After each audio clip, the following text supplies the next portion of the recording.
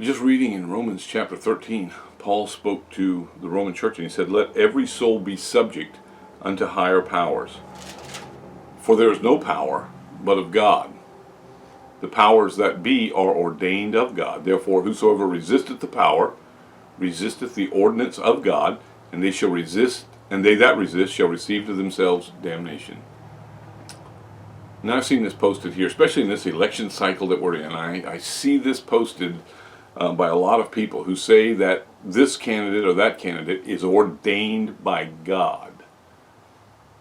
God's not going to ordain people to do his bidding who don't believe in him or who aren't going to do his bidding but are going to do things that are contrary to his will. So we better be very, very careful who we vote for, who we back, and who we support.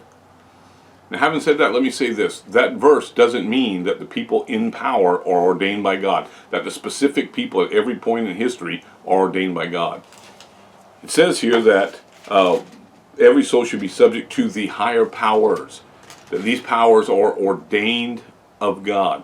It's the system of government that's ordained by God. It's a necessity of intelligent, good people to rule over people that don't understand how things work at a higher level, and those people to be able to take care of the needs of the people, the average common person. It does not talk about the ordination of an individual. It talks about the ordination of a system of government that is a necessity for us as God sees it. The people that are in Congress right now, in the United States Congress, House and Senate, can you say honestly they're ordained by God? There are people who've been there 30, 40, even 50 years, been reelected over and over and over because they make campaign promises that they know will make you love them. You'll look and say, yeah, they'll do for me. They'll do this for me. I watched a show the other day and they were talking about Kamala Harris running for president. And the reason people are going to vote for her is because she brings joy. No, that's an insane reason to vote for somebody for president of the United States, because they bring joy, because they can laugh, because they can be jovial. That's got nothing to do with being able to run a country. And as a matter of fact, I'd venture to say the president has to be less jovial most of the time and more concerned, more straightforward, a person that's more willing to step in and take the heat if it has to be taken. Not just joy, not just laughter. We need people in office who are not only going to promise us whatever it is they're going to promise us, but they're going to live up to their role as an American citizen themselves, doing what is good for other American citizens. That's what our founding fathers did. I believe it was John Adams, who was the second president of the United States, that actually spent, if I read correctly, $20,000 of his own money to run the White House when he was a president. He was a wealthy man when he went in, and a lot less wealthy, almost broke, when he came out of being the president of the United States. But he did it because he loved this country. George Washington did what he did because he loved this country. Now modern politicians, all of them, they make all kind of campaign promises. And what do we have? We have a government right now that's $35 trillion in debt. There has never been a year since the debt started years ago, there's never been a year where the national debt has gone down. It's always going up. During the last Trump administration, the national debt went up almost $8 trillion. Under Joe Biden right now, by the end of this year, it'll probably match Donald Trump's. It'll be pretty close to that same almost $8 trillion. And the national debt now sits, I believe, at $35 trillion. It doesn't matter if Donald Trump or Kamala Harris gets to be president of the United States. The national debt's not going to go down. It's going to go up. Kamala Harris wants to tax the rich. She wants to tax the people who are providing the jobs and the corporations that are providing the jobs and the products and the services that we need. She wants to tax those people. I say, let's cut government spending, which neither candidate is saying they're going to do. Cut government spending. The government is not responsible, the federal government is not responsible for all the things they've taken to themselves to be responsible for. The federal government was established by the Constitution to take care of the military, to take care of interstate commerce, to take care of international commerce, and to settle disputes in some capacity between the states.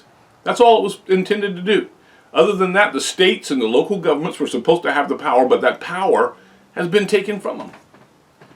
Now the federal government is controlling your retirement through Social Security. The federal government is controlling your insurance through health insurance, through the Obamacare, through Medicare and Medicaid. They're controlling your access to health. The federal government is controlling the schools and telling the schools what they can feed the children, whether the children eat it or not. I know people have told me that the children just take the trays of food and throw it right in the trash. They take what part they want and throw the rest in the trash. Because the federal government mandates that we spend all of this money and provide services that these children aren't taking seriously. We go into our schools and spend millions and millions of dollars a year on electronic gadgets that we give to these children and all these things that aren't necessary. I grew up with a chalkboard and chalk and spiral notebooks, and we did fine. But now all of a sudden we've got to spend millions and millions and billions of dollars all over our country from the government on things to give the government more control in our lives. I think we need to look at the system that God ordained and say, hey, who does God really want there? Who is the person that's going to do what they say, and who is the person who's going to look at America, at the average American, and say, this is what I need to do to make their lives better. And it's not by increasing taxes. It's not. I want to see the federal government begin to diminish. I want to see all these stupid bridges that people are building that don't need to be built, or all these studies that the government is sanctioning that don't need to be sanctioned, or all these things that the government is doing to mandate the lives through the road work that is done in the states and such as that. I want to see all of this that the federal government is taking to their own selves. I want to see it turn back over to the states. I want to see the states start being more responsible to their citizens and start decreasing our taxes by stopping doing all the things that they have no business doing.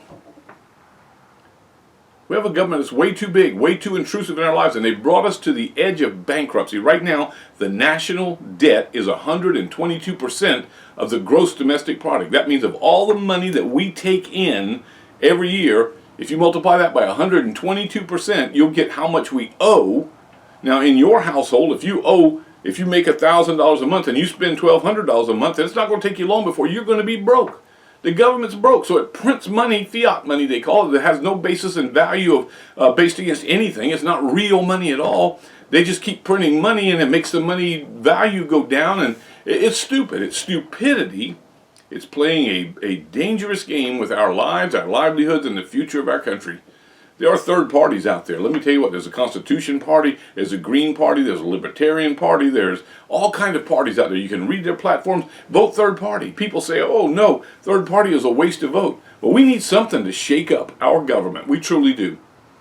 I call them Republicrats. As far as I'm concerned, the Republicans and the Democrats in the United States Congress are all doing the exact same thing, maybe through different avenues. They're all adding to our national debt. They're all adding to the control that our federal government has over the individuals in our country.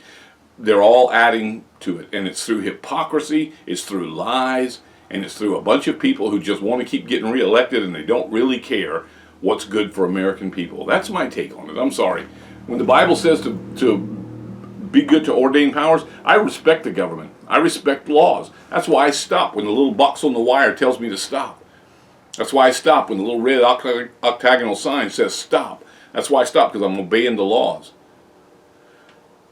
That's why when I have to go into a courthouse and it goes to a metal detector, I don't take a knife or whatever it might be into the courthouse, because I know I'm not supposed to. Even though I use a knife every day in my job, I don't take it with me into the courthouse. I'm not going to do that, because I obey the law. I'm trying to do what I'm supposed to do. I pay my taxes. But because of the mandates of the federal, state, and county governments, I don't own my property, because if I don't pay my taxes, they'll take it from me. If I don't pay the taxes on my car, or the forced insurance on my car, then I can't drive my car. The government exerts too much control. It conscripts too much taxes from the individuals, and it's way too big and way too intrusive in our lives. We need to get somebody in office, some people in office, who care about this country and not their re-election. The powers that be are ordained by God. The system of government is ordained by God. But the people who go there are the people we vote on, and we're not God. But boy, we sure need to pray and seek God for God to give us direction on which way to go. I fear that this election that we are facing, if you watch some of my other videos, you'll find out that I fear that this election will be the last election in American history. I believe the world is going to be on the brink of the end. And it'll be our fault, because we keep voting the same people in who don't do what they say they're going to do. Thank you for listening. God bless you.